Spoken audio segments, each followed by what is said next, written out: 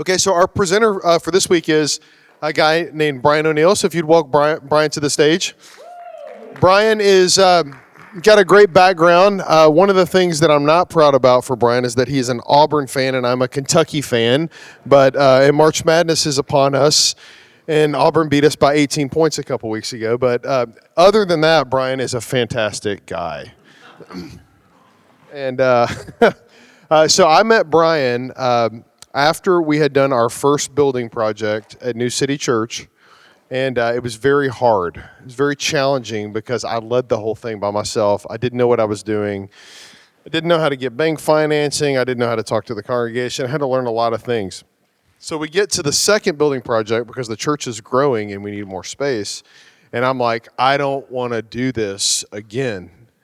And maybe some of you are standing against that right now. And a friend of mine introduced me to Brian, and it was like God was like, hey, look, I've already figured all this out for you. Just listen to this guy and his team. And so Brian and his team, they just really he's going to tell you about this, but they just really were God sent to us.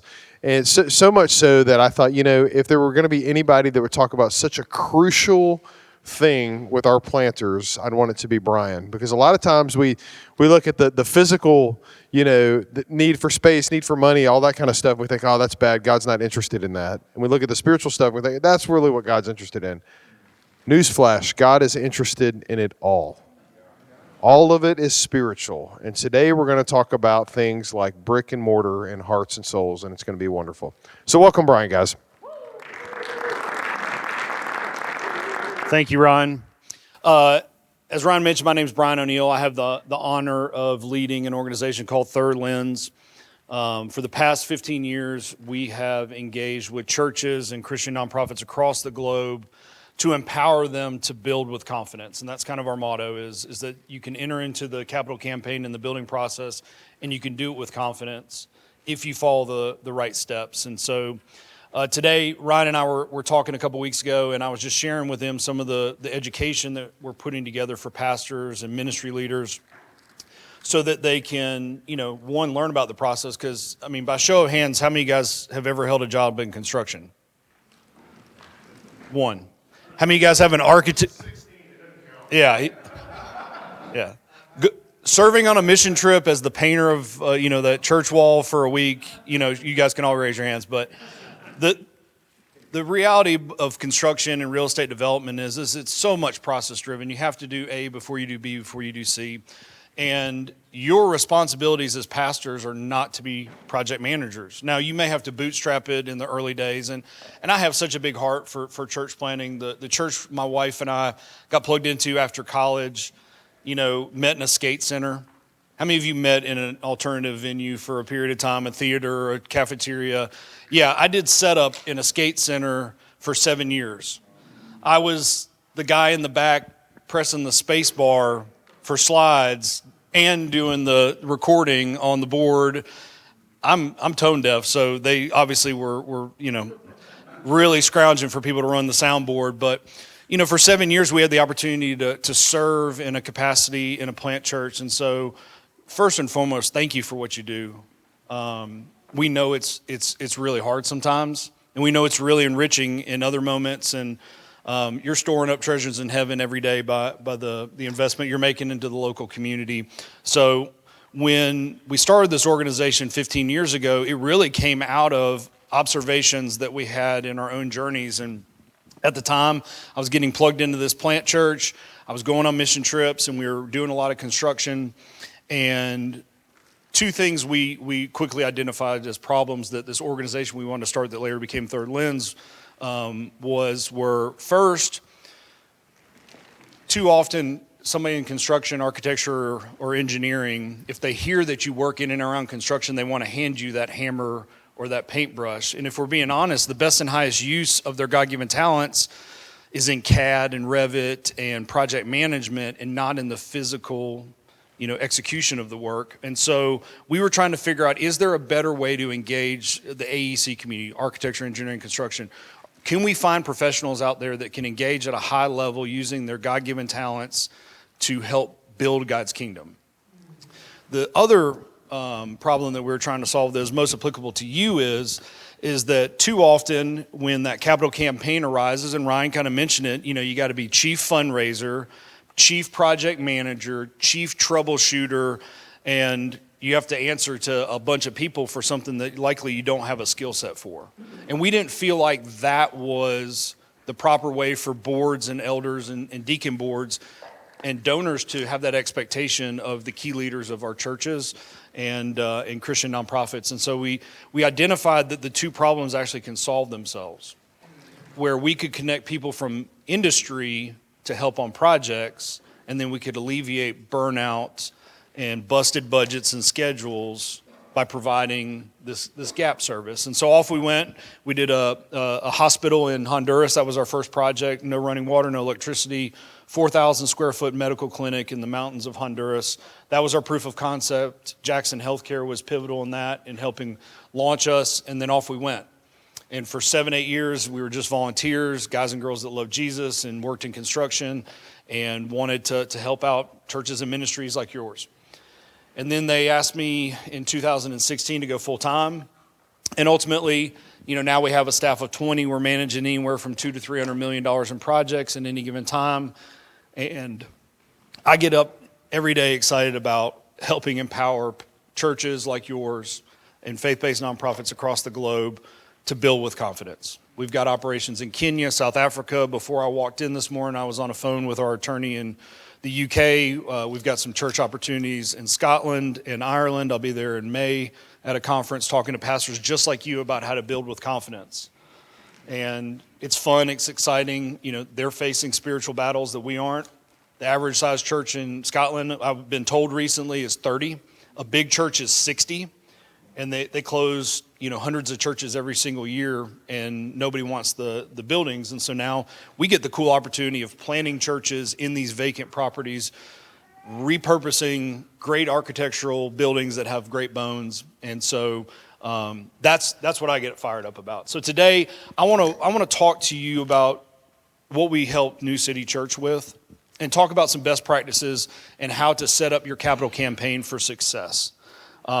We call that project launch. So for us, project launch is the conceptual design, the vision casting, putting together the business plan for your project, and then ultimately, how to launch that into your capital campaign.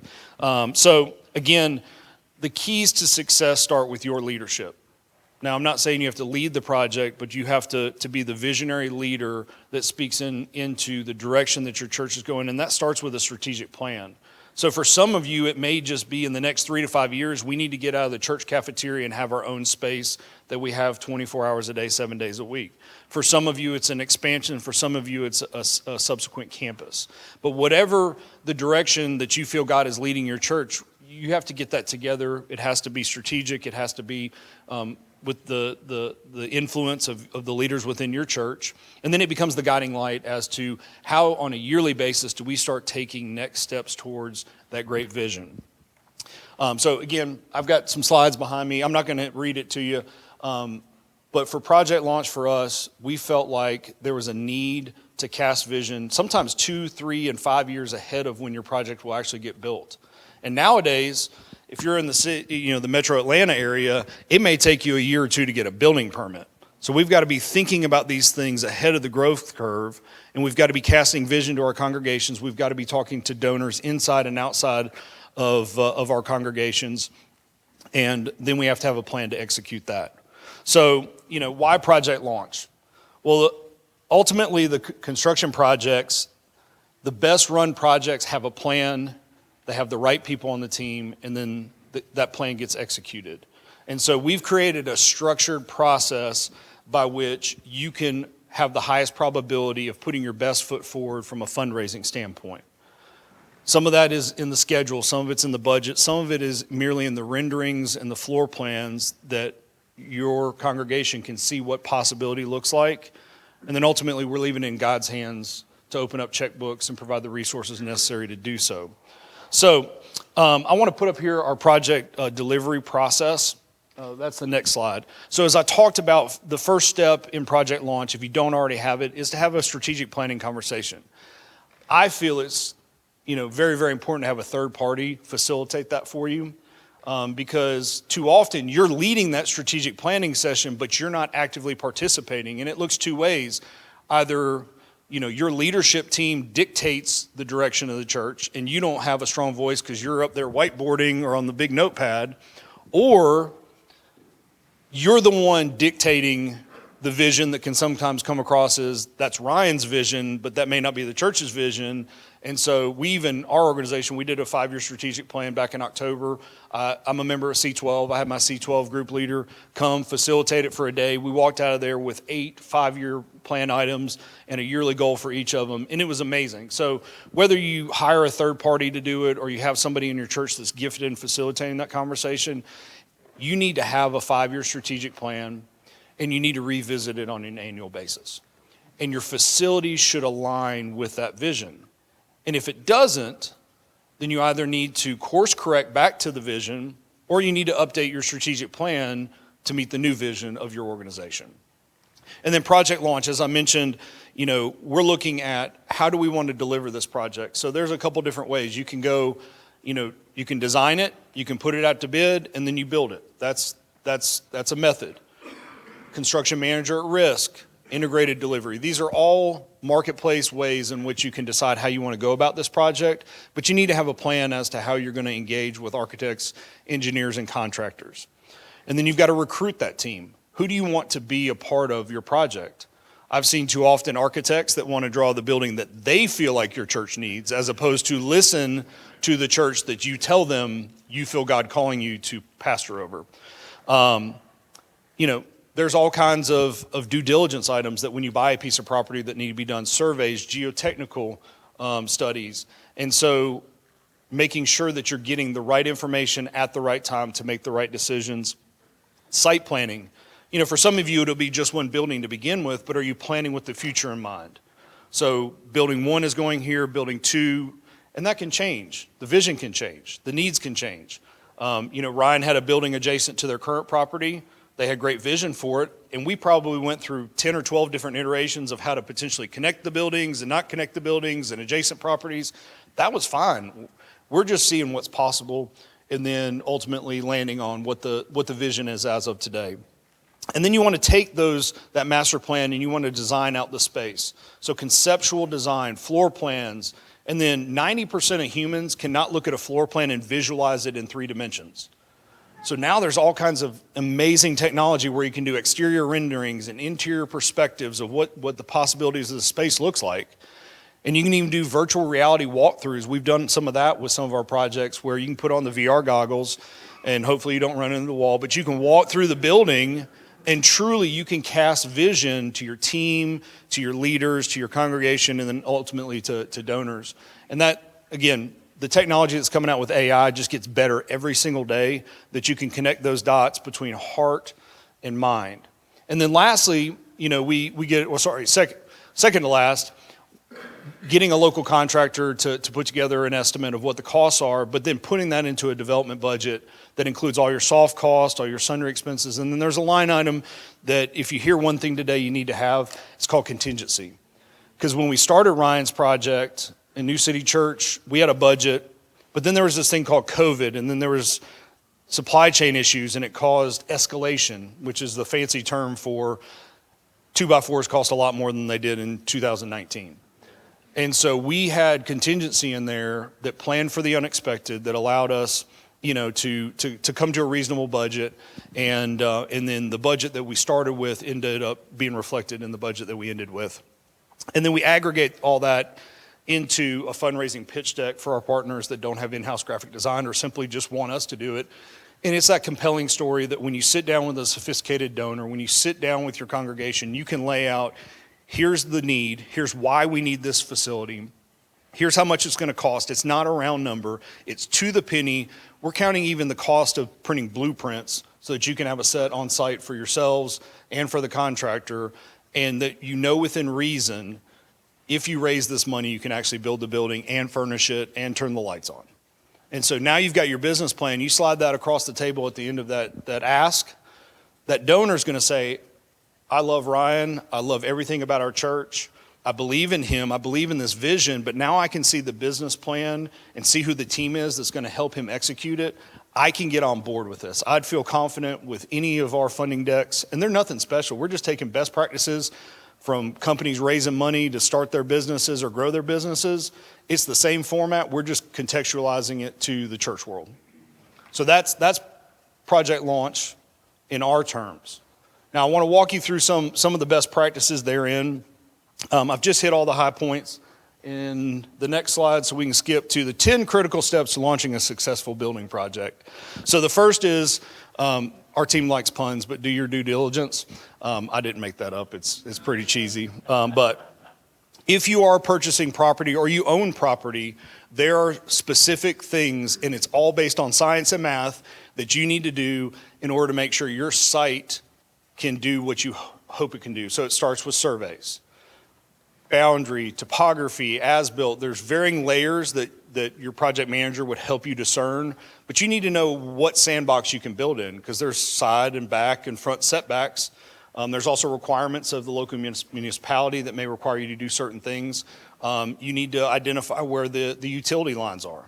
That's where your survey comes in. Geotechnical report is where they do soil samples. They bore a certain distance down into the ground to see what type of soils you have.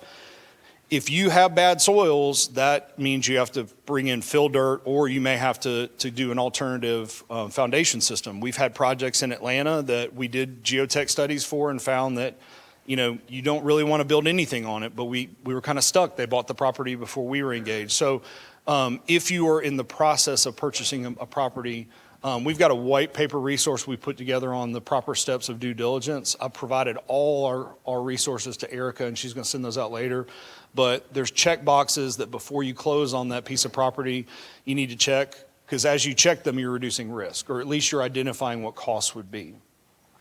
Those are the main ones. Additionally, if you're buying an existing building, there's a commercial version of doing an inspection. You've all probably familiar with buying a house. You get a home inspection. There's a commercial version of it. It costs between $5,000 and $10,000 based on the size of the building. But you need to know, hey, is that HVAC system going to go out on me in the next year or two? Or is there asbestos? There's a lot that can be done early. You're buying insurance policies with all these items. The second is to understand your zoning and building restrictions. Again, if you live in Metro Atlanta, every neighborhood that you guys have a presence in has some variation of zoning, and then there's all the idiosyncrasies. And if you're in City of Atlanta proper, then you have neighborhood overlays, you have the Beltline overlay. There's a lot of minutia. And so I'm working with a church to acquire a piece of property in Midtown. And it takes me about 10 minutes to figure out what the zoning is. It's not that hard, but you don't need to do that. That's not your job. Our team knows how to go in, pull up the zoning, overlay it with any neighborhoods and restrictions, look at the approved use, and within about 15 minutes, I came back to the church and I said, hey, zoning checks off. Assembly, which is the zoning term for churches that they can operate under, applies to this Industrial 1 designation in the City of Atlanta. You can do what you want to with this property. Obviously, some of this will also be confirmed by the attorneys during the acquisition process of title and whatnot. But you need to know on our property, what can we do and what can't we do? And if it's not an allowed use or it requires a special use permit, those are areas that you need to spend some time really digging into. So a special use permit in the City of Atlanta, I've got a youth organization we're working with. They bought a United Methodist Church that had literally died out. The last two members passed away.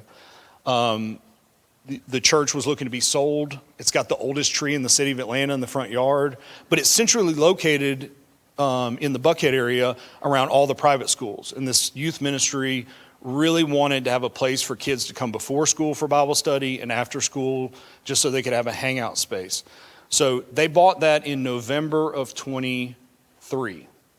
We are just now getting the special use permit. It was approved formally in August, but we still don't have all the sign-offs. Now they can have services, but we don't have the signed documentation from a government standpoint that they can use it. We have permission to do so, but we don't have the final signed document, just to kind of let you know that some of these things take a long time.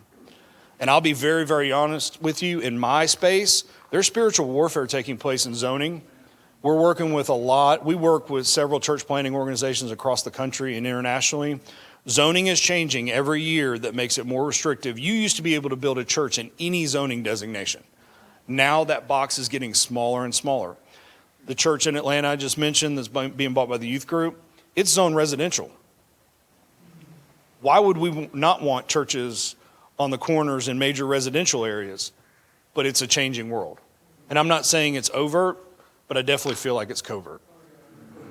So understanding what's possible and understanding what it takes to get the use that you need. We used a civil engineer on this project. There's a part of engineering called entitlements. Basically, they work on zoning and special use permits like this. And again, the best of the best, and it's taking them close to, we're going on 16, 17 months to get this one small, the church isn't even 1,000 square feet. It has one bathroom, and then, it looks like Little House on the Prairie Church, smack dab in the middle of some of the most affluent areas in our country. And we're fighting tooth and nails just to allow it to be used for the same purpose or similar purpose as it was originally built and intended for. So know that before you buy a property or before you start a design process, it is critical because your architect may or may not always look at this before they get going. All right, third, let's set a realistic budget. Before your architect starts drawing, I love architects. Some of my best friends are architects. They don't always operate with the same financial constraints as you have expectations for. I can't tell you how many times we've come into projects that have already had the conceptual design done, and the church says, well, we had a $10 million budget, but the architect came back and said, we have a $20 million church, we're going to have to raise more money. If you establish the budget early, then you can hold the architect accountable for what they're designing into. So if you have a $10 million budget and they design a $20 million church, your project manager should advocate and say, hey, on your dime, Mr. Architect, you need to go back and design a church that gets in budget. This isn't a blank canvas. This canvas has guardrails, and the budget's where it starts. So, word to the wise, before that architect walks in, before you have that initial design conversation, you need to hammer home, here's how much money we have, and I need you to design a building within that budget. Or at a minimum, if we have greater vision, design a facility that we can build in phases, and phase one has to be within that budget. Too often I see $20 million buildings that you can only build in one phase. And sometimes churches just don't know that they need to establish that. And they say, hey, here's what we want. The architect's going to design that. And there's going to be all kinds of fluff space that's going to eat up and exceed your expectations. So setting that realistic budget, our budget has anywhere from 30 to 60 line items. It starts with land acquisition and all the costs associated with that. So how do I close on this piece of property? What are those soft costs? And what's it going to cost to close? The second are your soft costs. Architects, engineers, project managers, anybody, third-party consultant that you would need to engage. Fourth is construction. If your contractor tells you that's a $5 million building, it's not a $5 million building. It's a $5 million building to him. It could be a $6 million building to you. The fifth is all your FF&E, furniture, fixtures, equipment. If you turn the building upside down, it's everything that falls. We were talking to a fundraising consultant that was working with a large Christian private school here in the Atlanta area. They did a $22 million campaign. They got 30 days away from finishing the building and school starting that semester. Contractor calls up and said, hey, when are the chairs and desks going to get delivered? Church goes, we didn't think about that. So then they go back to the fundraising consultant and said, hey, could you raise $3 million in the next 45 days so that we can have desks and chairs and cafeteria tables for the school to open? Yeah, fundraisers love us because we think all the stuff that we don't expect you to know. Now, some people might expect you to know, and that's not the right answer, but we look at all those costs. The sixth line item is for financing. The seventh line item is for sundry expenses, like if you're pouring a bunch of concrete on your site, you need to have that tested by a third party. I've fired a couple contractors in 15 years because they failed concrete pours. If it doesn't meet the structural integrity expectations that I have, that means I would not feel comfortable allowing a person to occupy that building because it's not safe. So small expenses, I mentioned blueprints. We put $300 to $500 in there. A set of blueprints costs about $100 to print off the big ones. You guys should have a copy of that. Now, it may sit in a boardroom somewhere, but you should have a copy that you could always reference back to, or as you're doing site visits that you could carry with you and say, hey, that doesn't look right. Okay, let's get it fixed. And then the last line item that we have is contingency. So as you start project launch, we're going to have anywhere from 10 to 20% contingency in there because your drawings aren't finalized, scope may increase, inflation may take place, 2x4s may continue to go up, but at least protects you from 3 years from then having to build it and then going back and doing that subsequent campaign. I was telling a gentleman earlier, it's a much better story to say we came in under budget. So if you plan for the unexpected through the contingency, you look like the hero. Hey, we say we came in $500,000 under budget. You know what we're going to do? We're going to upgrade the kids area. It allows you to start to do some additional things that you may not, or you could roll it over to the next capital campaign. Schedule is a guideline. For us, if you have a date that you have to be in a building by, so we just had a conversation with a church in Jacksonville Beach last week. Their current space that they're renting, their lease is up in August. The new owner of the building is planning to demolition the building and raise it to the ground and build a new retail development. They are probably a week away from signing their new lease. 22,000 square foot building needs to be completely gutted and build their church, and they were asking, hey, can we be in by August? Reality is we may not have building permits by August. And so being able to forecast out when do we need to be in this space and then working back to when do we need to start. And for some of you, it's probably going to take me a year to raise this amount of money.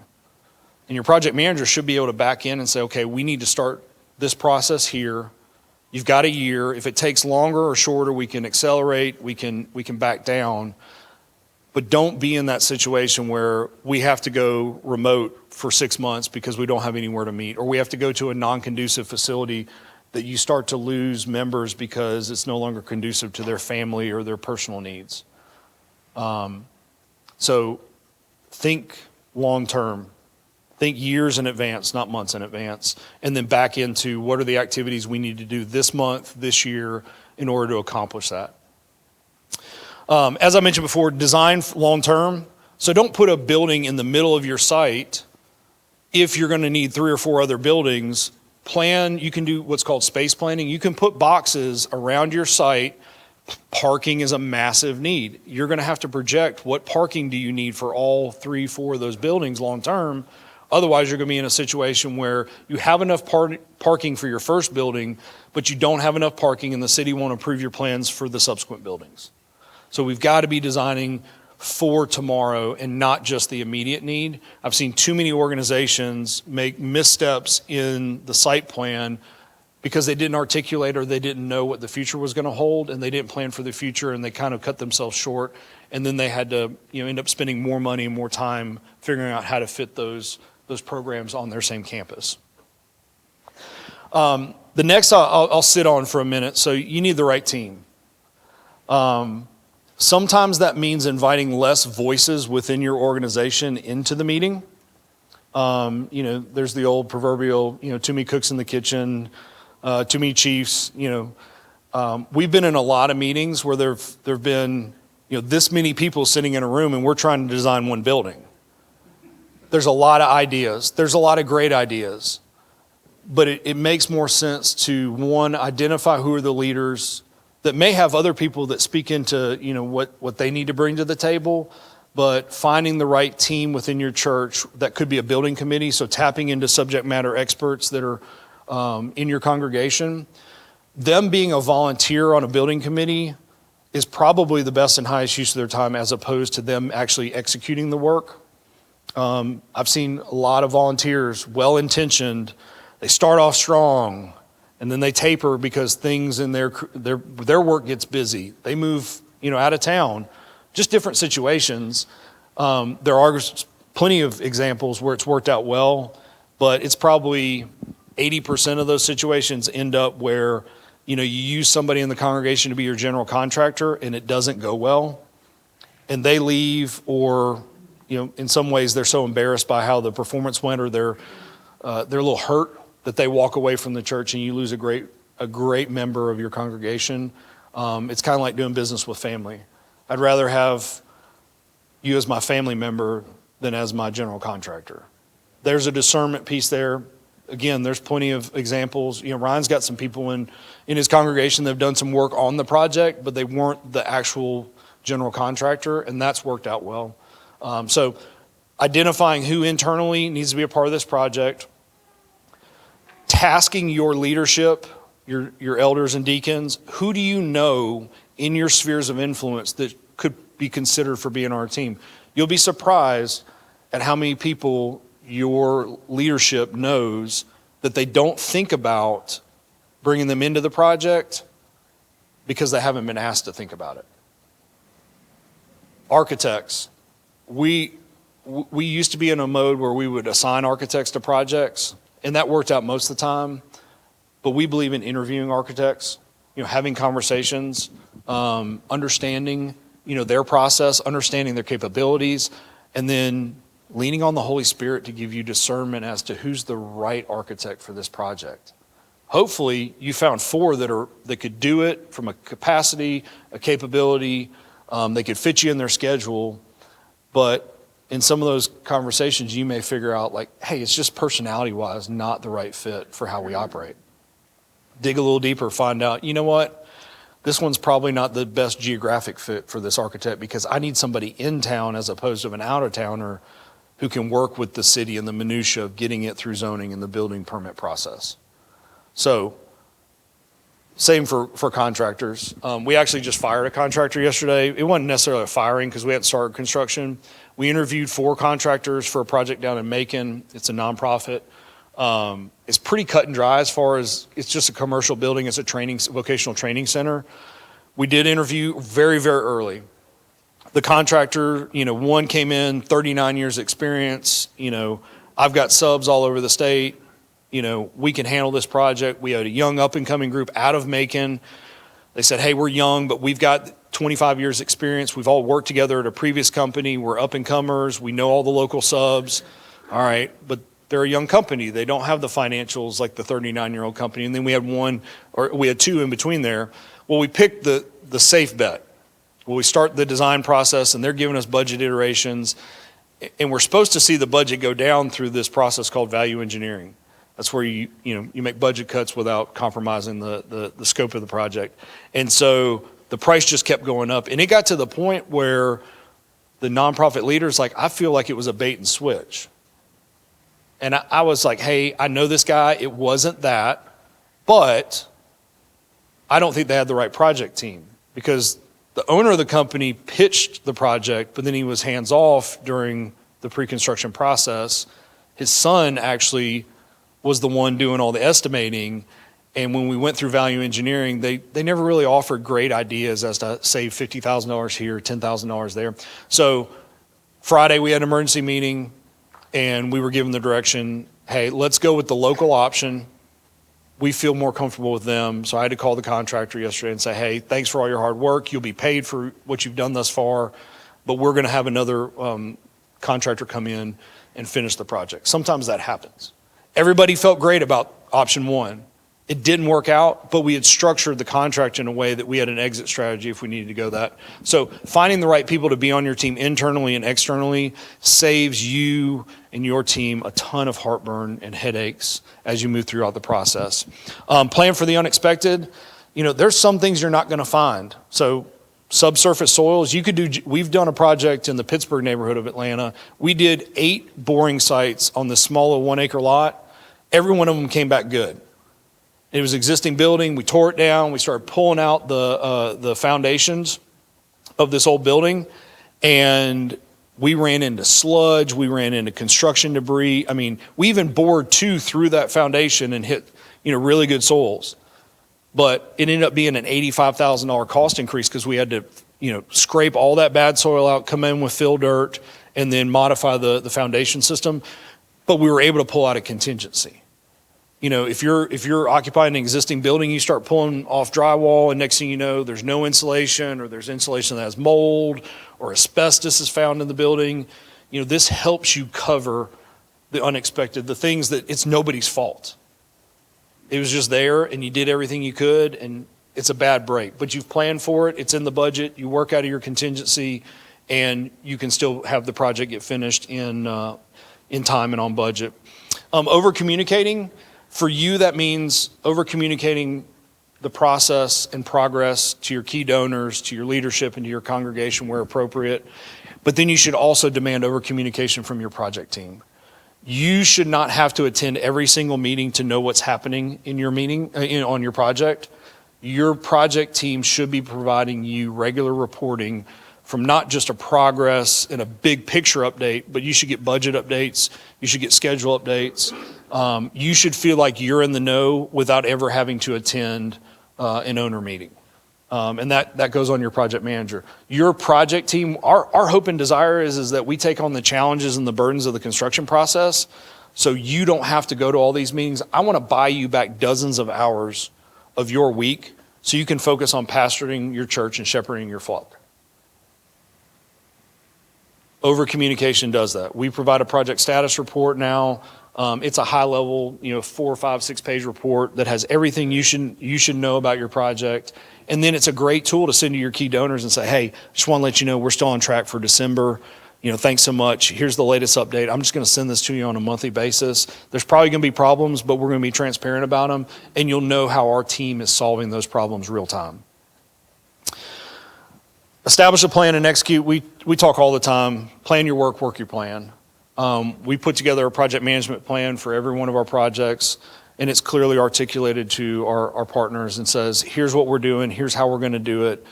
And really, the planning process is pushing the boulder up the hill. The construction is actually just managing the boulder roll down the backside of the hill. The contractor knows that they've got to pour concrete before they can, start framing. Now you just need to manage the expectations and the execution of the contractor to get there. But that's not your responsibility. You should have somebody advocating, sitting in those meetings. We've got a project in Decatur right now. The contractor's behind schedule, but keeps just amending their schedule with the same finish date. We know they're 6 weeks behind, and there's probably a way to shave 2 weeks off of that to get finished. But I've got 24 kids that have aged out of foster care that are living in one of the apartment complexes. We're renovating the other one. They have a move-out date that we have to get them into this new complex. And so we're now having had some tough conversations, sending some tough emails to the contractor saying, hey, if we don't get this done by April the 17th, it's not going to be good. Because then they got to turn around and then they got to renovate the building they just came out of. And their contract is in peril if they don't execute well.